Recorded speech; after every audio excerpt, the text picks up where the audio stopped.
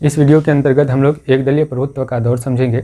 एक दलीय प्रभुत्व का दौर क्या है इसको समझेंगे, और इसको समझने के लिए सबसे पहले हम लोग 2 क्वेश्चन लिए हैं और ये 2 क्वेश्चन को समझेंगे जो प्रीवियस ईयर में पूछा गया है और एग्जाम की दृष्टि से काफ़ी इंपॉर्टेंट क्वेश्चन है। तो चलिए आप लोग वीडियो के लास्ट तक बने रहिएगा और लास्ट तक इसे देखिएगा। तो सबसे पहले जो है इस चैप्टर का एक दलीय व्यवस्था क्या है इसको समझने का प्रयास करते हैं। एक दलीय का मतलब होता है सिर्फ और सिर्फ एक दल। विश्व में ऐसे बहुत सारे देश हैं जिस देश में आपको सिर्फ एक ही दल मिलेगा, वहाँ पे दूसरा दल होगा लेकिन वो उतना पावरफुल नहीं होगा कि मेन दल को क्या कर पाए, पीछे कर पाए। या तो दल नहीं भी हो सकता या तो दल हो सकता है ना। लेकिन जो वहाँ पे एक ही दल बार बार मतलब सत्ता में आते हैं, सिर्फ और सिर्फ वहाँ पे एक ही दल होगा जो बार बार सत्ता में आएगा। तो विश्व में ऐसे बहुत सारे देश हैं जहाँ पे जो है क्या होता है, सिर्फ एक ही दल सत्ता में रहते हैं। उसके अलावा दल हो भी सकता नहीं भी हो सकता, अगर है तो वो प्रतिबंध है, वो मेन सत्ता को मेन दल को मतलब पीछे नहीं कर सकता है। तो जिस राजनीतिक व्यवस्था में केवल एक दल होता है ना, जिस राजनीतिक व्यवस्था में सिर्फ और सिर्फ एक दल होगा उसी को क्या कहेंगे, एक दलीय राजनीतिक व्यवस्था कहते हैं। अब जो है आपके मन में आता होगा कि सर विश्व में ऐसे कौन देश है जहाँ पे सिर्फ एक ही राजनीतिक दल है। तो चीन का एक पार्टी है कम्युनिस्ट पार्टी। तो चीन में कम्युनिस्ट पार्टी जो है वह एक दलीय व्यवस्था का क्या है, उदाहरण है, क्योंकि चीन में जो है सिर्फ और सिर्फ एक ही पार्टी है, कम्युनिस्ट पार्टी। उसके अलावा जो है पार्टी है भी या फिर नहीं भी है, तो अगर है तो वो क्या है, प्रतिबंध है, यानी इसको प्रतिबंधित क्या कर दिया गया है। वो कम्युनिस्ट पार्टी को पीछे नहीं कर सकता है या फिर कम्युनिस्ट पार्टी को हरा करके वो सत्ता में नहीं आ सकता है। तो इस तरह की मतलब विधि है वहाँ पे। तो विश्व में भारत ही एक ऐसा देश है, विश्व में भारत ही एक ऐसा देश है जहाँ पे एक दलीय व्यवस्था नहीं है। और विश्व के बहुत सारे देश में एक दलीय व्यवस्था है लेकिन भारत में एक दलीय व्यवस्था नहीं है। और आप लोगों को पता भी होना चाहिए कि भारत क्या है, एक लोकतांत्रिक देश है। लोकतांत्रिक देश का विशेषता होता है कि यहाँ पे बहुदलीय होता है। तो वही चीज़ यहाँ पे भी कह रहा है कि विश्व में भारत ही एक ऐसा देश है जहाँ एक दलीय राजनीतिक व्यवस्था नहीं है। बाकी विश्व के बहुतों देश में एक दलीय राजनीतिक व्यवस्था है, भारत में एक दलीय राजनीतिक व्यवस्था नहीं है। भारत में बहुदलीय राजनीतिक व्यवस्था है। और दूसरा क्वेश्चन क्या है कि एक दलीय प्रभुत्व व्यवस्था का दौर, इसका उदाहरण की अगर बात करें तो इसके उदाहरण में जो है चीन का कम्युनिस्ट पार्टी एक दलीय व्यवस्था का उदाहरण है, और कोरिया का वर्कर्स पार्टी ऑफ कोरिया जो है ये भी एक दलीय व्यवस्था का उदाहरण है। कम्युनिस्ट पार्टी ऑफ क्यूबा ये भी जो है एक दलीय राजनीतिक व्यवस्था क्या है, एक दलीय राजनीतिक व्यवस्था का उदाहरण है। दूसरा क्वेश्चन है कि एक दलीय प्रभुत्व व्यवस्था क्या है। तो ऐसे बहुत सारे देश है जहाँ पे बहुदलीय व्यवस्था है, ऐसे बहुत सारे देश है जहाँ पे बहुदलीय व्यवस्था है। जैसे अपना भारत की ही बात करें तो यहाँ पे भी क्या है, बहुदलीय व्यवस्था है। तो एक दलीय प्रभुत्व व्यवस्था क्या है, एक दलीय प्रभुत्व व्यवस्था का मतलब क्या होता है कि एक दलीय प्रभुत्व, प्रभुत्व का मतलब होता है वर्चस्व, दबदबा, है ना। तो एक दलीय प्रभुत्व यानी एक ही दल का क्या हो, वर्चस्व हो, है ना। तो व्यवस्था क्या है, एक दलीय प्रभुत्व व्यवस्था क्या है, यानी एक किसी भी देश में जो है एक ही दल का क्या हो, वर्चस्व हो, तो उसको हम लोग क्या कहते हैं, एक दलीय प्रभुत्व व्यवस्था कहते हैं। जैसे भारत क्या है, एक लोकतांत्रिक देश है, तो भारत लोकतांत्रिक देश है, यहाँ पे क्या है, बहुदलीय व्यवस्था है। अगर भारत में कोई एक ही दल जो है बार बार सत्ता में आते हैं तो इसका क्या मतलब निकलेगा, इसका अर्थ यही निकलेगा कि भारत की राजनीति में उस दल का क्या है, प्रभुत्व है। जैसे कि 1947 से लेकर के 1967 तक, है ना, 1947 से लेकर के 1967 तक,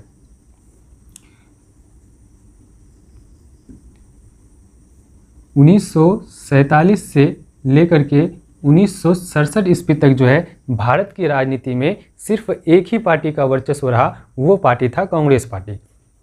उसके बाद जो है 1967 के चुनाव में कांग्रेस पार्टी का सत्ता जो है वो केंद्र पर बनी रही, लेकिन क्षेत्र में जो है उनका जो है क्या हुआ, सत्ता कमज़ोर पड़ गया। तो इस प्रकार से 1947 के बाद कांग्रेस क्या होने लग गया, कमज़ोर होने लग गया। क्यों कमज़ोर होने लग गया, अगर यहीं पे भारत में अगर एक दलीय व्यवस्था होता तो फिर कहीं ना कहीं लोग उसी को चुनता, क्योंकि दूसरा विकल्प था नहीं। जब 1967 ईस्वी में जो है क्या हुआ कि कांग्रेस कमज़ोर पड़ गया तो भारत बहुदलीय है, तो दूसरे तीसरे दल को क्या, दूसरे तीसरे दल को सत्ता मिलना शुरू हो गया। तो ये बहुदलीय व्यवस्था का क्या है, प्रोसेस है। कांग्रेस पार्टी जो है भारत की राजनीति में जो है 1947 से ही थे, और 1947 में जो पंडित जवाहरलाल नेहरू थे वो भारत के प्रधानमंत्री के रूप में क्या कर रहे थे, 1947 ईस्वी से ही वो काम कर रहे थे। और 1952 में जो है प्रथम आम चुनाव हुआ, 1952 में, इनसे ऑब्जेक्टिव क्लियर होगा, आप लोग याद रखिएगा। 1952 में प्रथम आम चुनाव हुआ और प्रथम आम चुनाव में भी जो है बहुमत किसको प्राप्त हुआ, तो बहुमत कांग्रेस पार्टी को प्राप्त हुआ, जिनमें पीएम कौन बने, पंडित नेहरू यानी पंडित जवाहरलाल नेहरू बने। ठीक है, उसके बाद जो दूसरा आम चुनाव है वो दूसरा आम चुनाव हुआ है 1957 में। दूसरा आम चुनाव क्या कब हुआ है, 1957 ईस्वी में दूसरा आम चुनाव हुआ है। इसमें भी जो है कांग्रेस को बहुमत मिला है। उसके बाद जो है तीसरा आम चुनाव हुआ है, वो तीसरा आम चुनाव 1962 ईस्वी में हुआ। 5-5 साल के अंतराल में आम चुनाव होता है। इनसे ऑब्जेक्टिव भी क्लियर होगा कि भारत की राजनीति में या फिर भारत में जो है आम चुनाव होता है तो आम चुनाव कितने वर्ष में होता है, कितने वर्ष के बाद होता है, तो 5 वर्ष के बाद आम चुनाव होता है। प्रथम आम चुनाव कब हुआ था, 1952 में हुआ था। दूसरा आम चुनाव 1957 में, तीसरा आम चुनाव 1952 में। या फिर इस तरह से क्वेश्चन पूछ दे कि प्रथम आम चुनाव का कार्यकाल क्या रहा, तो 1952 से लेकर के 1957 ईस्वी तक जो है प्रथम आम चुनाव का कार्यकाल रहा। उसी तरह से दूसरा का 1957 से 62, फिर मतलब तीसरा का जो 1962 से 1967। तो उसके बाद जो है 1966 में जब पंडित नेहरू का क्या हो जाता है, मृत्यु यानी निधन हो जाता है, तो उसके बाद भारत की राजनीति में जो है एक नया मोड़ आता है, जहां पे 1967 के चुनाव में सत्ता केंद्र पर जो है सत्ता कांग्रेस पार्टी का रहता है, लेकिन राज्य लेवल में जो है उनका शक्ति क्या हो जाता है, उनका सत्ता क्या हो जाता है, कमज़ोर पड़ जाता है। तो इस प्रकार से हम लोग कह सकते हैं कि 1967 के बाद जो है कांग्रेस पार्टी का वर्चस्व जो है वो क्या पड़ गया, कमज़ोर पड़ गया, है ना। तो उसके बाद अभी वर्तमान में देखिएगा कि बीजेपी 2014 से ही है लगातार। तो एकदलीय प्रभुत्व व्यवस्था से लोकतंत्र पर खराब असर पड़ता है। यह लोकतांत्रिक मूल्यों जैसे राजनीतिक स्वतंत्रता, समानता, प्रेस आदि में विश्वास नहीं करती है। जहाँ पे सिर्फ एक ही दल का प्रभुत्व हो, एक ही दल को लोग बार बार चुने, बाकी दल को लोग ना चुने, तो वो एक दल का वर्चस्व होगा, प्रभुत्व होगा, वो जो है राजनीतिक स्वतंत्रता, समानता, प्रेस, ये जो मतलब लोकतांत्रिक का मूल्य है, इस पर वो विश्वास नहीं करेगा। क्यों विश्वास नहीं करेगा, क्योंकि उसे कहीं ना कहीं मतलब ऐसा लगेगा कि जब लोग जो है हर बार हम ही को चुन रहा है, मेरा ही वर्चस्व है, तो हम प्रेस पर मतलब क्या विश्वास करें, और जो समानता है उस पर क्या विश्वास करें, इक्वलिटी की क्या बात करें। तो इस तरह की बात जो है एक दलीय प्रभुत्व वाले पार्टी नहीं करेंगे। क्यों, क्योंकि लोग जो है उसे बार बार चुनते हैं, तो कहीं ना कहीं उसका एक प्रकार से मनमानी हो जाएगा, है ना। तो ये एक दलीय प्रभुत्व ये तानाशाही भी हो सकते हैं, नहीं भी हो सकते हैं। लेकिन अगर लोकतांत्रिक देश है उसमें एक दलीय प्रभुत्व अगर है तो वो ज़्यादा दिन तक रहने वाले नहीं है, है ना। कुछ न कुछ दिन के बाद जो है 2-4 टर्म तक रहेंगे, उसके बाद जो है उसका एक दलीय प्रभुत्व यानी एक ही दल का जो वर्चस्व रहेगा वो क्या हो जाएगा, खत्म हो जाएगा। जैसे कांग्रेस पार्टी का भी हुआ और वर्तमान में जो है बीजेपी है। तो फिर देखिए इन फ्यूचर क्या होता है।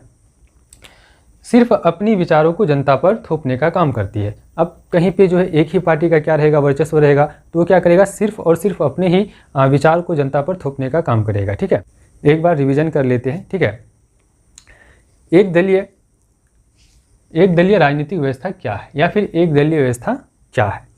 एक दलीय व्यवस्था क्या है कि जब राजनीतिक व्यवस्था में एक ही दल हो, उसे एक दलीय व्यवस्था कहते हैं। जब राजनीतिक व्यवस्था में केवल एक ही दल हो, है ना, उसके अलावा कोई अन्य दल नहीं हो, या हो तो वो क्या हो, प्रतिबंध हो, है ना। तो ऐसे राजनीतिक व्यवस्था को क्या कहते हैं, एक दलीय व्यवस्था कहते हैं। जैसे चीन में कम्युनिस्ट पार्टी एक दलीय व्यवस्था का उदाहरण है, और कोरिया का वर्कर्स पार्टी ऑफ कोरिया ये भी एक दलीय व्यवस्था का उदाहरण है। क्यूबा का कम्युनिस्ट पार्टी ऑफ क्यूबा ये भी जो है क्या है, एक दलीय का व्यवस्था है। और एक दलीय प्रभुत्व का मतलब क्या होता है, जब राजनीतिक व्यवस्था में केवल एक ही दल का वर्चस्व हो, एक ही दल बार बार सत्ता में आए, तो उसको एक दलीय प्रभुत्व व्यवस्था कहते हैं।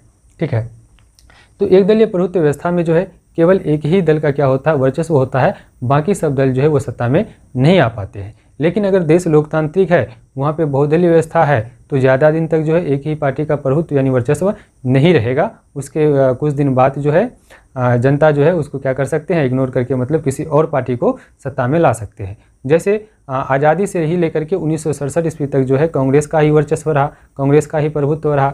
लेकिन उसमें मतलब नेतृत्व का अभाव होने के कारण, योग्य नेता नहीं होने के कारण जो है 1967 से जो है 1967 में केंद्र पर सत्ता बना रहा, लेकिन राज्य लेवल पर उसका सत्ता गिर गया।